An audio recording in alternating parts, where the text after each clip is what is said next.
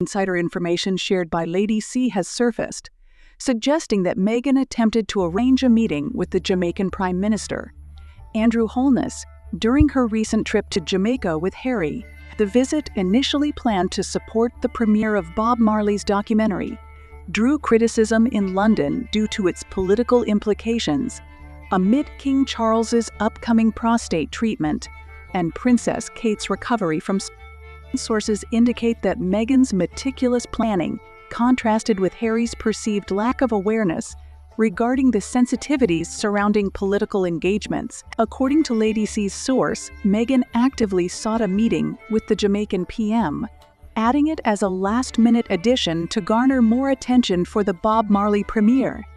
A viral clip on social media captures a moment where Meghan whispers something to Harry, causing his smile to fade, suggesting a potential disagreement or discomfort between the couple regarding the meeting. Meghan eagerly awaits as Harry greets Ziggy Marley before eventually joining the Jamaican Prime Minister and his wife in the VIP area.